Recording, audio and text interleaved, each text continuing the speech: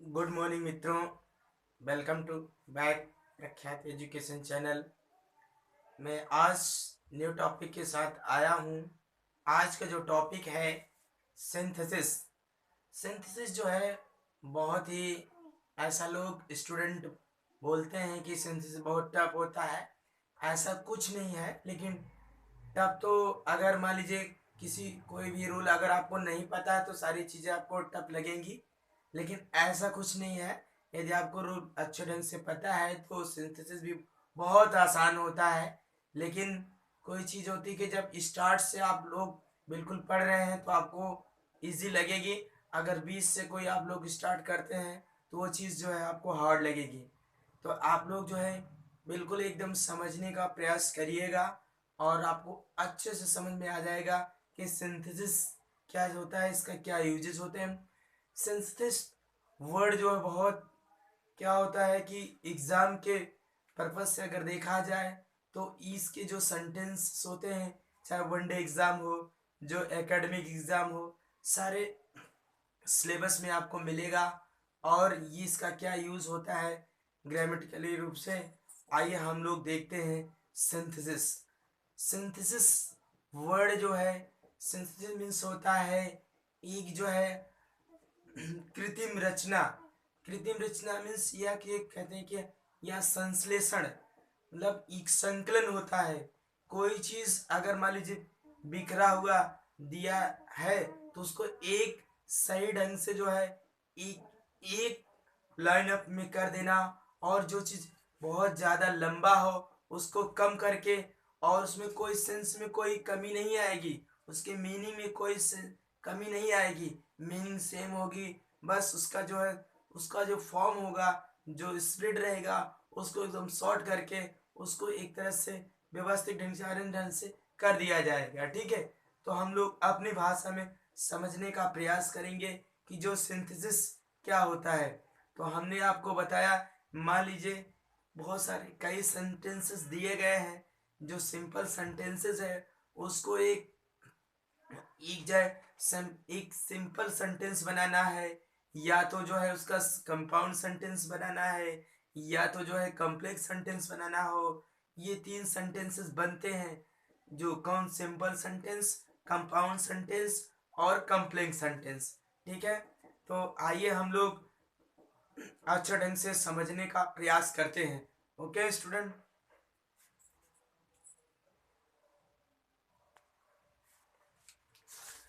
तो सबसे पहले हम लोग सिंथेसिस देखते हैं। सिंथेसिस ऑफ सेंटेंसेस, जो सिंथेसिस के जो सेंटेंसेस होते हैं उनको कैसे सिंथेसिस किया जाता है। सिंथेसिस की जो एक मीनिंग डिफिनेशन होती है सिंथेसिस, जैसे क्या लिखा है, synthesis is the opposite of analysis. हमने हिंदी में बताया कि सिंथेसिस जो होती है एक तरह से मिलावट होता है। जो चीज अलग अलग दिया है तो एक क्रमबद्ध उसको मिलावट कर देना, उसके मीनिंग में कोई चेंजिंग नहीं किया जा सकता है, सेम रहेगा, और सिर्फ उसका जो है मिलावट करना है। ओके, संश्लेषण करना है। तो synthesis is the opposite of analysis and means, इसका मीन्स होता है द कॉम्बिनेशन ऑफ ये number of simple sentences into a one new sentences। Okay, इसका इसका सेंस ये जा रहा है कि जो मतलब सिंपल सेंटेंसेस होंगे और इनटू वन न्यू सेंटेंस, उसका एक न्यू सेंटेंस बनाना है। वो न्यू सेंटेंस क्या क्या हो सकता है, एक सिंपल सेंटेंस हो सकता है, और एक कंपाउंड सेंटेंस हो सकता है, या फिर वो कॉम्प्लेक्स सेंटेंस हो सकता है। ठीक है, ये डिफिनेशन आपको बता रही है।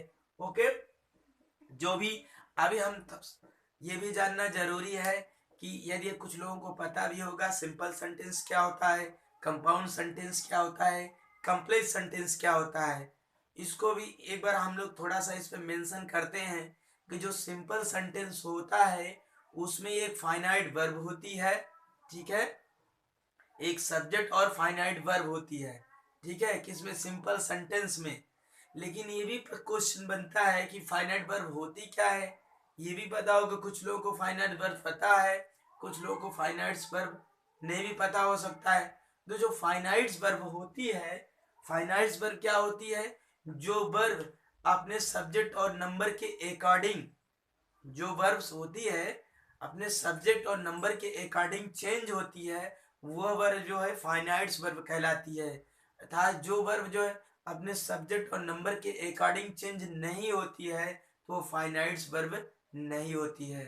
ठीक है, तो यहाँ हमने आपको बताया कि जो फाइनाइट्स वर्ब होती है जो अपने सब्जेक्ट और नंबर के अकॉर्डिंग चेंज होती है, तो वो एक सिंपल सेंटेंस में क्या होता है, एक सब्जेक्ट और एक फाइनाइट्स वर्ब होती है, वो सिंपल सेंटेंस होता है। ठीक है, अब कंपाउंड सेंटेंस क्या होता है, कंपाउंड सेंटेंस, कंपाउंड सेंटेंस क्या होता है देखिए, पिछले आप हमारी जो जो भी वीडियो हमने अपलोड किया है, जो भी हमारे चैनल पे आप देख लेंगे, एक कंजक्शन होता है, तो पार्ट्स ऑफ स्पीच का पार्ट होता है कंजक्शन। कंजक्शन कंजक्शन का हमने डिफिनेशन बताया है और उसके कितने काइंड्स होते हैं उसको भी हमने बताया है। कंजक्शन जो होता है, देयर आर टू कंजक्शन होते हैं। उसमें क्या होता है, एक कोऑर्डिनेटिंग कंजक्शन होता है, एक सबऑर्डिनेटिंग कंजक्शन होता है।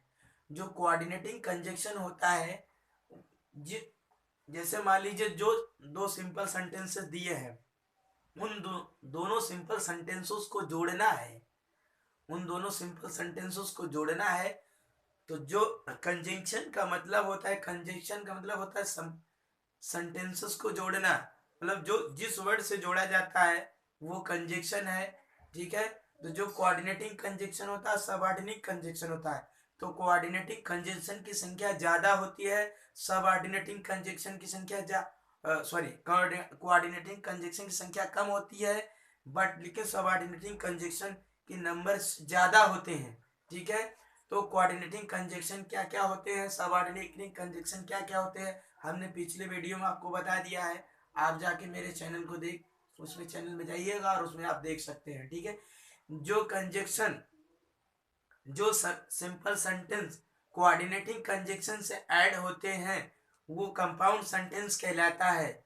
ओके, जो सिंपल सेंटेंसेस कोऑर्डिनेटिंग कंजंक्शन से जुड़े होते हैं वो सिंपल सेंटेंस कंपाउंड सेंटेंस कहलाता है।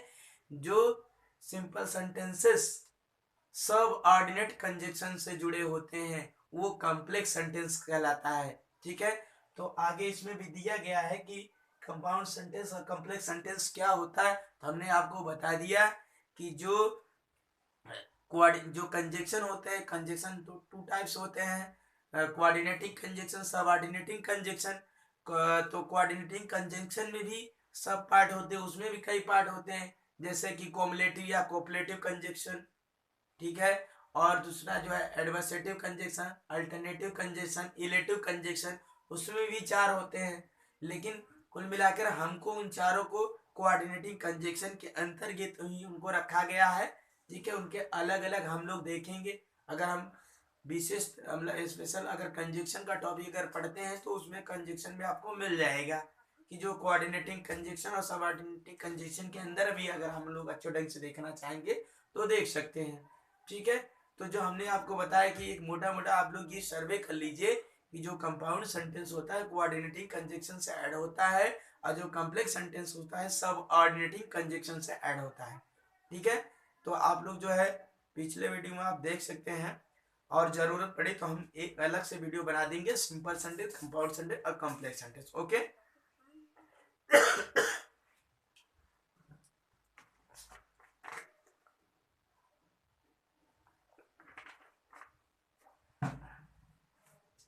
तो सबसे आज हम लोगों को सीखना है सिंथेसिस।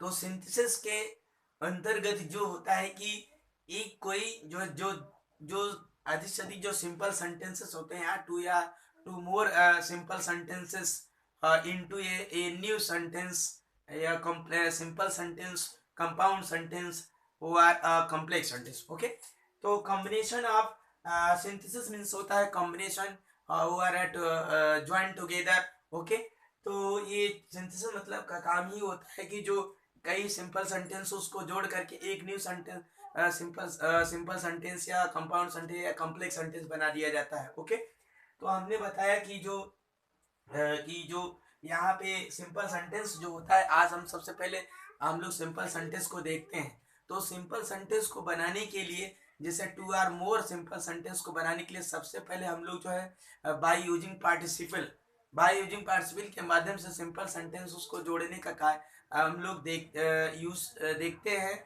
और पार्टिसिपल और देखिए पार्टिसिपल भी जो है, पार्टिसिपल भी तीन तीन होते हैं। एक प्रेजेंट पार्टिसिपल होता है, एक पास्ट पार्टिसिपल होता है, एक परफेक्ट पार्टिसिपल होता है। ठीक है, तो प्रेजेंट पार्टिसिपल क्या होता है, पास्ट पार्टिसिपल क्या होता है और परफेक्ट पार्टिसिपल क्या होता है।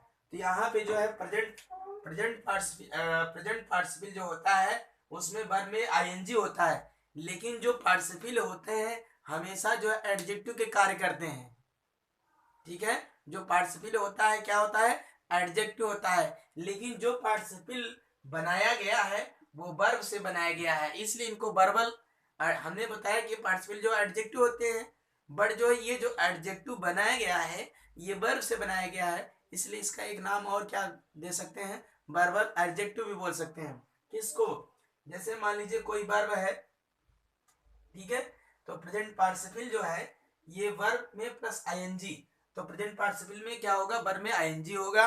ओके, और जो है पास्ट पार्टिसिपल में क्या होगा, वर्ब में थर्ड फॉर्म, वर्ब की जो थर्ड फॉर्म होगी वो जो है पास्ट पार्टिसिपल होगी। और आपका एक थर्ड जो होता है परफेक्ट पार्टिसिपल जो होता है, और इसमें क्या होगा, हैविंग प्लस वी थर्ड होगा। ओके, तो इसमें तीनों पार्टिसिपल हो गया। और इन तीनों पार्टिसिपल का हम लोग एग्जाम्पल देखते हैं कि जो पार्टिसिपल के द्वारा जो है हम लोग सिंपल सिंपल सेंटेंसेस को जोड़ने का यूज कैसे होता है। ठीक है, देखिए यहाँ पे दो सिंपल सेंटेंसेस दिए गए हैं, जैसे यहाँ ही जम्प्ड अप, ही रैन अवे। ठीक है, तो ही जम्प्ड अप, ही रैन अवे, यहाँ दो सिंपल सेंटेंसेस दिया गया है। हमने आपको बताया सिंथेसिस उसका करना है, तो कैसे करना है, जो जैसे दो या दो से अधिक सिंपल सेंटेंसेस आपको मिल गए, कौन कौन, ही जम्प्ड अप, ही रैन अवे। ओके, इनको जो है एक सिंथेसिस करना है, तो इसमें क्या देखना है कि सबसे पहले इन सिंपल सेंटेंसेस को केयर करिए।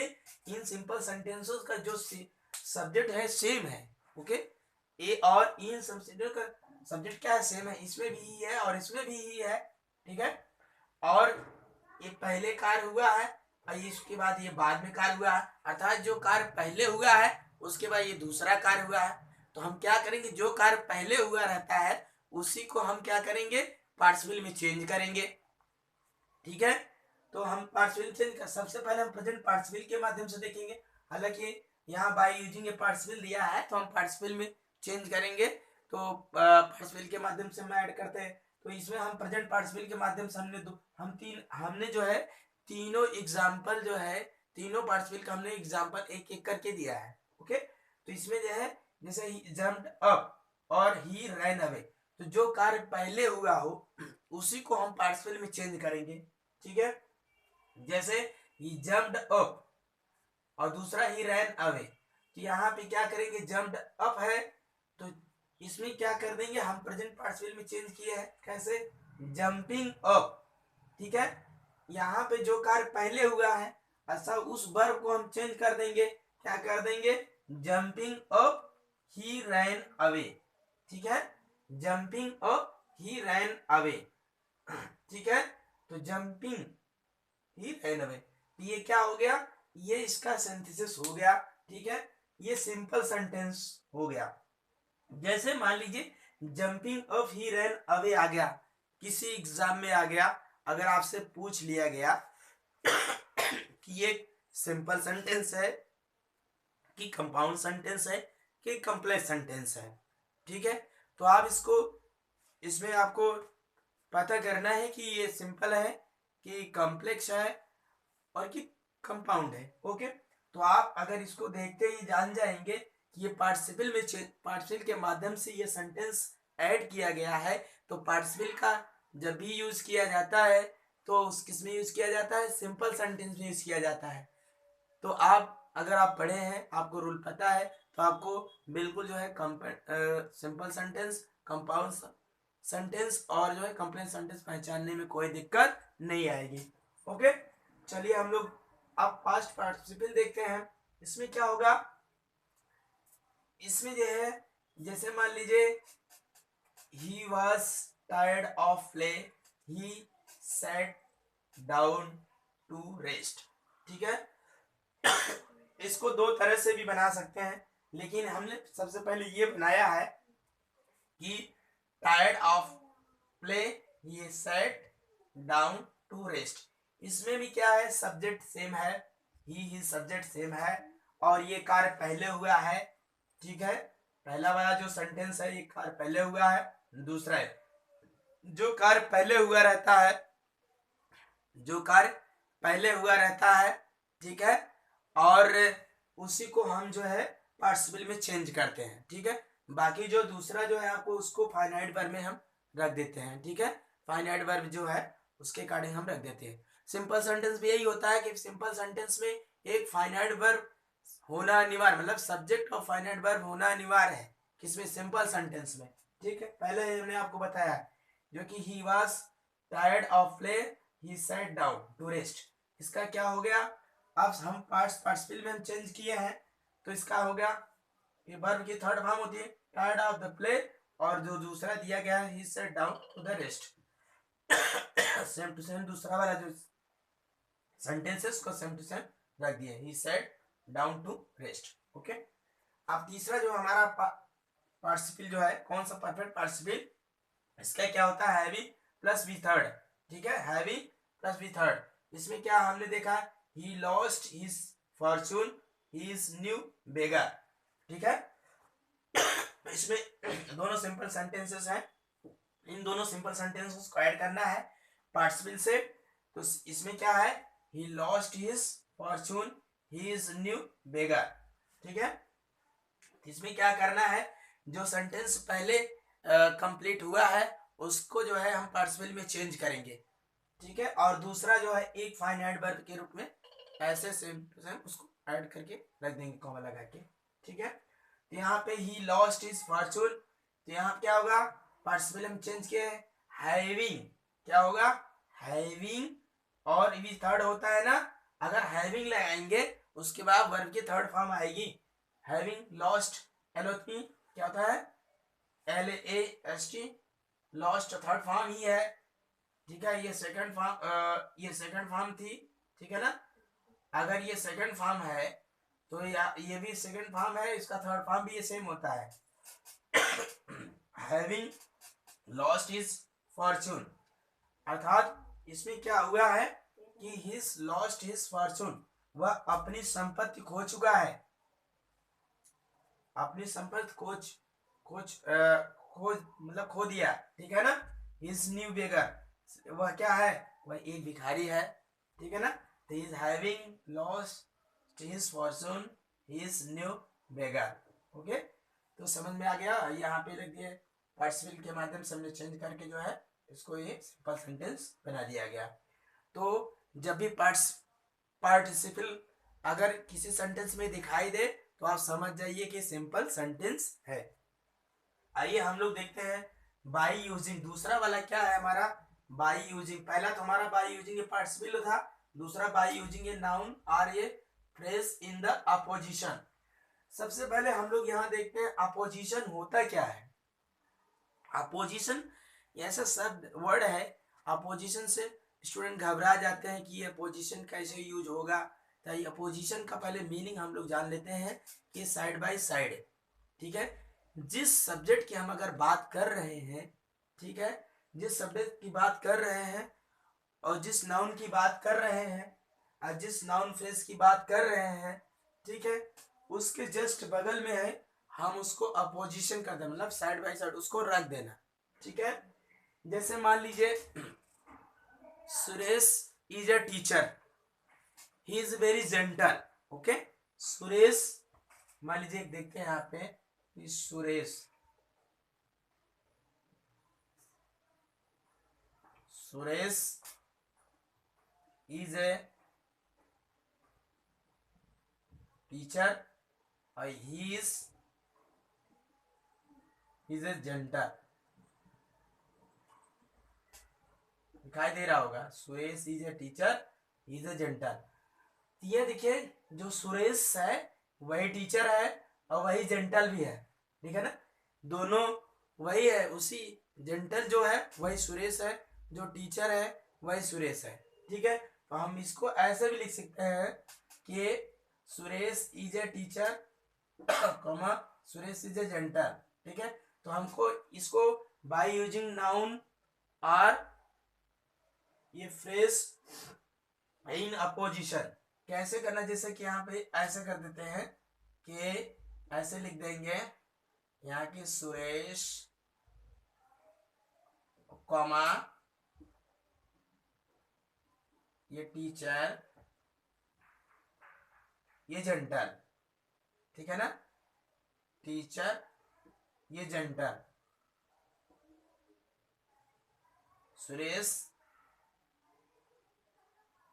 ये teacher is a gentle.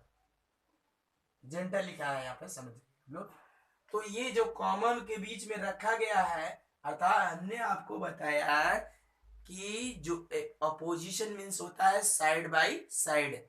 Noun के बगल में जिस नाउन के विषय में बात की जा रही है उसको अपोजिशन था, जो दो कॉमर्स के भी बीच में रख दिया गया। कौन? टीचर जो है ये अपोजिशन के प्लेस के पे रखा गया है, टीचर, ठीक है। ये सुरेश ये है नाउन और उसका अपोजिशन क्या है, ये टीचर है। साइड बाय साइड उसके जस्ट बगल में रख देना, उसके जस्ट बगल में रखना, वही हो अपोजिशन होता है Suresh teacher is a gentle.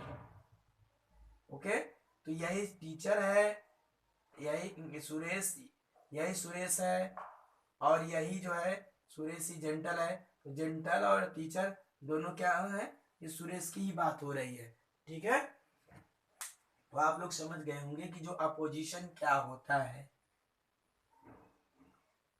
तो आइए हम लोग देखते हैं यहाँ पे कि by using a noun by using a noun or ये फ्रेज इन अपोजिशन, इसलिए क्या है, this is my friend his name is Rama. ओके, this is my friend his name is Rama. जिस फ्रेंड की बात हो रही है, ठीक है, जिस फ्रेंड की बात हो रही वही वो फ्रेंड क्या है, रमा है। तो हम इसको कैसे कर देंगे, this is my friend opposition में रखना है इसको, दिस माय फ्रेंड उसका नाम क्या है, रमा, अर्थात यहाँ पे लिखिए this is my friend Rama, ठीक है। यहाँ पे जस्ट उसके बगल में रख देना ही, ठीक है। अगर कोई जो है कोई और भी सेंटेंस उसके आगे होता तो तो हम यहाँ पे कॉमा लगा के आगे लिख सकते थे, ठीक है। उसके आगे कोई सेंटेंस नहीं है, इसलिए this is my friend Rama, ठीक है। तो क्या हो गया, this is my friend his name is Rama, उसका नाम क्या है, रमा। अर्थात क्या, माय फ्रेंड ही उसका नाम ही रमा है, तो this is my friend Rama. Okay, अब देखते हैं bye using A preposition with a noun और जेरेड, ठीक है। इसमें क्या है, जैसे मान लीजिए दिया गया है by using preposition with a noun या जेरेड के साथ हमको प्रीपोजिशन लगाना है, ठीक है। जैसे दिया है गया the moon rose their journey was not ended, ठीक है। क्या करना है, नाउन और प्रोनाउन, ठीक है, नाउन और प्रोनाउन, ठीक। तो यहाँ पे क्या है, the moon rose their journey was not ended, तो इसका कैसे बन गया, जैसे यहाँ the moon rose before the ended of their journey, ठीक है ना। ये क्या है, द एंडेड जो है ये नाउन है, ठीक है ना। तो यहाँ पे बिफोर लग गया, कैसे बिफोर लगा, उसके सेंस के अकॉर्डिंग हमको प्रीपोजिशन लगाना है, जिसका जो उसके मीनिंग के अकॉर्डिंग, सेंटेंस के मीनिंग के अकॉर्डिंग दोनों जो सिंपल सेंटेंसेस दिए गए हैं उनके मीनिंग के अकॉर्डिंग हमको प्रीपोजिशन का यूज करना है। यहाँ पे देखिए दिस इज क्या है, यहाँ पे द मून रोज मतलब जो मून निकला, there journey was not ended, उनकी जो यात्रा है, यात्रा समाप्त नहीं हुई थी। ठीक है ना, किसकी, उनकी यात्रा, जो लोग भी जर्नी कर रहे होंगे। ठीक है, तो द मून रोज, यहाँ क्या हो गया, उसके पहले ही क्या हो गया, वो मून क्या हो गया, निकल आया। ठीक है ना, तो the moon rose before the end of their journey. ठीक है ना, देयर उनकी यात्रा समाप्त होने के पहले ही मून निकल आया। तो ये जो द एंड दिया है, ठीक है, ये प्रीपोजिशन नाउन है, तो नाउन के पहले ही हमने जो है क्या कर दिया है प्रीपोजिशन का यूज हो गया है। प्रीपोजिशन के माध्यम से हमने जो है ये सिंपल सेंटेंस को ऐड किया। ठीक है, तो ये प्रीपोजिशन हो गया। ठीक है, और ये आपका नाउन है। ओके, तो आइए हम लोग देखते हैं by using the nominative absolute construction. देखिए ऐसा है, आप लोग ना सोचिएगा कि मेरे समझ में नहीं आया। आप अगर एक बार आप पढ़ रहे हैं, एक बार आप वीडियो देख रहे हैं, यदि आपको नहीं समझ में आता है तो दोबारा वीडियो देखिएगा। ओके, तो अगेन भाई अगेन। ठीक है, एक के बाद एक आप जो है वीडियो ये इसको देखिएगा। आपको जब नहीं समझ में आएगा तो फिर आप कहिएगा कि हाँ मेरे नहीं समझ में आया। तो आप लोग बिल्कुल समझने का प्रयास करेंगे तो अवश्य समझ में आएगा। ठीक है, चौथा क्या है, by using the nominative absolute construction. तो नॉमिनेटिव एब्सोल्यूट क्या होता है, ठीक है, देखिए यहाँ पे क्या है, द सोल्जर्स अराइव्ड, पहला सिंपल सेंटेंस, दूसरा जो है द मोब डिस्पर्ड। ओके, क्या है, द सोल्जर अराइव्ड, दूसरा है मोब डिस्पर्ड। इसका क्या बनाया गया है, the soldiers having arrived the mob dispersed. क्या है इसमें, क्या है, देखिए जो सेंटेंस पहले कंप्लीट हुआ है, ठीक है, उसी को हम चेंज करेंगे। ठीक है, नॉमिनेटिव एब्सोल्यूट में देखिए इनके जो दोनों सब्जेक्ट हैं अलग हैं, जिससे द सोल्जर अराइव्ड और मोब डिस्पर्ड। तो एब्सोल्यूट नॉमिनेटिव कौन है, तो एब्सोल्यूट ये जो सब्जेक्ट है ये सोल्जर्स है। इस पे ना सब्जेक्ट मतलब इस पे जो है किसी वर्ब और कर्म पे जो है कोई प्रभाव नहीं पड़ रहा है। ठीक है, जैसे कि यहाँ पे सोल्जर्स है, तो सोल्जर्स ये क्या है, पार्ट जो भी आया वर्ब की जो सेकंड फॉर्म है, तो हम सबसे पहले जो है इसी को चेंज करेंगे।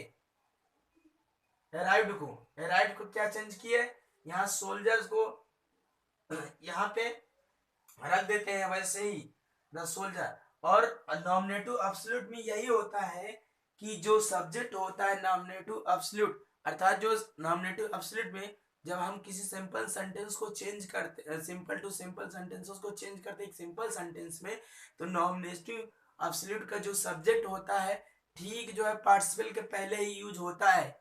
एक बार ध्यान दीजिएगा आप लोग, जो नॉमिनेटिव एब्सोल्यूट का जो सब्जेक्ट होता है वो पार्टिसिपल के पहले ही रखा जाता है, पार्टिसिपल के पहले ही यूज किया जाता है, उसका प्लेस जो है पार्टिसिपल के पहले होता है। ठीक है, तो ये पार्टिसिपल जो है अराइव्ड जो है, यहाँ द सोल्जर्स हैविंग अराइव्ड, क्योंकि ये परफेक्ट पार्टिसिपल है, यहाँ पे जो पार्टिसिपल पार्टिसिपल का ऐसा पार्टिसिपल तो हमने यूज किया ही है, लेकिन जो परफेक्ट पार्टिसिपल है यहाँ पे having arrived the mob dispersed. Dispersed मतलब कोई जो भीड़ होती है तितर बितर हो गई, जैसे ही मतलब सोल्जर्स वहां पे पहुंची और मोब जो क्या डिस्पर्ड हो गई। ओके, आप देखते हैं हम by using an infinitive. Infinitive आप लोग जानते ही होंगे, किसी वर्ब के पहले जो है टू प्लस वर्ब की जो फर्स्ट फॉर्म होती है वो क्या होती है, वो प्लूरल वर्ब प्लूरल होती है, ठीक है ना। जो वर्ब की जो फर्स्ट फॉर्म होती है वो प्लूरल होती है, और टू प्लस वर्ब, वर्ब के पहले ये टू लगा रहता है तो इन्फिनिटिव होती है। कैसी वर्ब होती है? इन्फिनिटिव वर्ब है, ठीक है ना, तो इन्फिनिटिव होती है। तो यहाँ पे क्या है, हम लोगों को जो है क्या करना है, यहाँ पे इन्फिनिटिव के माध्यम से सिंपल टू सिंपल सेंटेंसेस को एक सिंपल सेंटेंस बनाना है। तो इन्फिनिटिव मतलब टू प्लस वर्ब, अर्थात जो है वर्ब की जो फर्स्ट फॉर्म को हम लगा के जो है बना देते हैं, जैसे ऐड कर देते हैं। दो सिंपल सेंटेंसेस कौन है? जैसे I have some duties, I must perform them, ठीक है ना। तो यहां पे देखिए I have some duties, I must perform them, तो आप लोगों को दिखाई दे रहा होगा। देखिए I have some duties, I must perform, यहां पे क्या करना है, हमको इन्फिनिटिव के माध्यम से सेंटेंस को ज्वाइन करना है। देखिए यहां जो पहले सेंटेंस, इसमें क्या है, I have some duties, I must perform, जो हम क्या कहें कि I have some duties, I must perform, तो पहले हम आई हैव सम ड्यूटीज को यहाँ पे रख देते हैं, ठीक है। जो हमारा सेकंड वाला है आई मस्ट परफॉर्म देम, उसको हम क्या कर देते हैं, उसका जो वर्ब होता है उस वर्ब को जो है, उस वर्ब के पहले जो है टू का यूज करके और सेंटेंस को ऐड कर देते हैं, ठीक है। तो I have some duties to perform, okay. तो ये हमारा इन्फिनिटिव के माध्यम से ये सेंटेंस ऐड हो गया, ठीक है। अब दूसरा देखते हैं, bye using an adverb and adverbial phrase. तो एडवर्ब जानते ही हैं कि पार्ट्स ऑफ स्पीच का ये पार्ट होता है। एडवर्ब जो है वर्ब की डिफिनेशन बताता है, ठीक है ना, उस वर्ब को क्वालिफाई करता है और स्वयं को भी क्वालिफाई करता है, ठीक है। तो ये एडवर्ब मतलब जो वर्ब तो होता ही है, एक जो है मतलब कई शब्दों मतलब कई शब्द मिलाकर जो है एडवर्बियल फ्रेज बनते हैं, ठीक है। तो वो एडवर्बियल फ्रेज होंगे। अब यहाँ पे क्या है, जैसे मान लीजिए एग्जाम्पल देखिए, he deserve to succeed, he deserve to succeed, ठीक है ना। और दूसरा क्या है, ही फेल्ड, मतलब वो क्या था कि deserve to succeed, to succeed मतलब वो क्या था, योग्य था टू सफल होने के लिए, वह योग्य था, बट क्या हो गया, फेल्ड हो गया, कहा जो है अयोग्य हो गया, मतलब सफल नहीं हुआ, असफल हुआ, ठीक है। अब हम क्या करना, एडवर्ब के माध्यम से क्या करना है, उसको ऐड करना है। तो मान लीजिए कोई वर्ब दिया है इसमें, ठीक है, वर्ब क्या है इसमें, जब वर्ब दिया है तो उसी वर्ब को हम क्या करेंगे, उसको एडवर्ब बना देंगे, ठीक है ना। तो वर्ब को हम क्वालिफाई करा देंगे तो क्या हो जाएगा वो जो है एडवर्ब बन जाएगा या एडवर्बियल फ्रेज हो जाएगा। अगर कई वर्ड है तो उसमें जो एडवर्बियल फ्रेज हो जाए, फ्रेज होते हैं उसमें, ठीक है। और उस प्रीपोजिशन भी उसके साथ ऐड भी रहते हैं किसी एडवर्बियल फ्रेज के साथ, ठीक है। तो यहाँ पे क्या हुआ, डिजर्व है और टू सक्सीड है, यहाँ फेल है, तो यहाँ क्या बना, ही फेल्ड अनडिजर्वेबली, एलवाई लगा के जो है एडवर्ब हो गया, ठीक है ना। तो यहाँ जो फेल्ड दिया गया है ना, ये फेल्ड जो है ये वर्ब है और ये क्या है, ये एडवर्ब है, ठीक है ना। ये वर्ब से हम ये एडवर्ब से बनाकर सेंटेंस को शॉर्ट कर दिए और ये सिंपल सेंटेंस बन गया। अगर मान लीजिए कभी ये सेंटेंस आ गया, ही फेल्ड अनडिजर्वडली, अनडिजर्वडली, तो क्या अब आपसे पूछा जाएगा कि सिंपल सेंटेंस है कि कॉम्प्लेक्स है कि कंपाउंड है, तो आप क्या बताएंगे। अगर यहाँ पे ये वर्ब दिया है उसके बाद जो है ये ऐसा वर्ड यूज हुआ है तो आप समझ जाइए ये वर्ब को क्वालिफाई किया है और ये एडवर्ब से बनाया गया है, तो आप समझ जाएंगे जो है ये सिंपल सेंटेंस है, क्योंकि बाय यूजिंग एडवर्ब और एडवर्बियल फ्रेज के माध्यम से जो सेंटेंस ऐड किए जाते हैं सिंपल टू सिंपल सेंटेंसेस को, या two or more simple sentences into a new sentence simple sentence. Okay, तो ये क्या हुआ, ये सिंपल सेंटेंस। ठीक है, एक एग्जांपल शायद आप लोगों को ये एग्जांपल नहीं दिखाई दिया। बाय यूजिंग एडवर्ब या एडवर्बियल फ्रेज ही डिजर्व या सक्सेस टू द फील्ड। जैसे हम इसको पुनः आपको जो है समझाने का प्रयास करेंगे।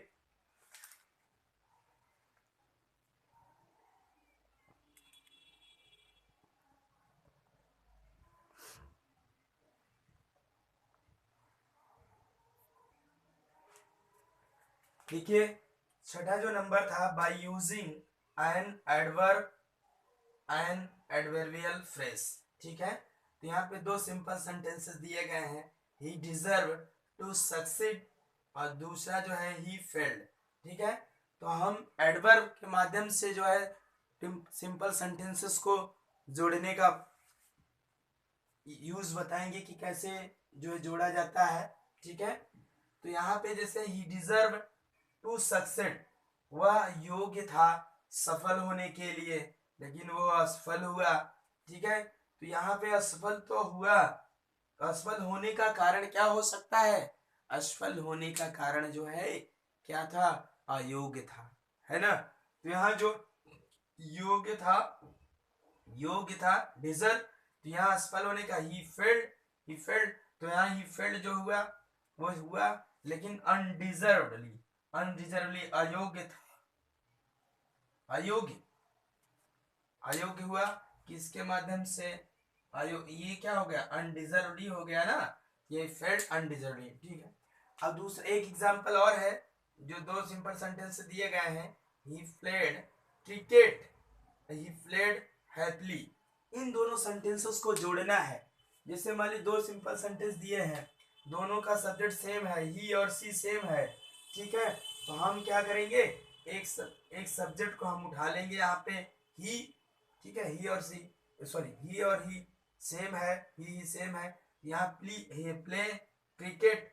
अब हमें क्या करना है, ठीक है, वह क्रिकेट खेलता है, ठीक है ना, लेकिन यहाँ पे जो क्रिकेट खेलता है ही हैप्पीली, मतलब बहुत अच्छे ढंग से, ठीक है ना। तो यहाँ पे जो हैप्पीली दिया गया है, ये तो ही प्लेड क्रिकेट हैप्पीली, ठीक है ना, ही क्रिकेट क्या है, हैप्पीली, ही प्लेड क्रिकेट हैप्पीली। ये जो है ना, ये इसको इसके माध्यम से जो हम इसको जोड़ दिए, ही प्लेड क्रिकेट हैप्पीली। ओके, ये क्या हुआ, एडवर्ब। तो ये एडवर्ब के माध्यम से दोनों सिंपल सेंटेंसेस को जोड़ दिया गया। ये क्या है, ये तो वर्ब है, ठीक है, आपका जो है ये एडवर्ब है। कि लाइट कट गई।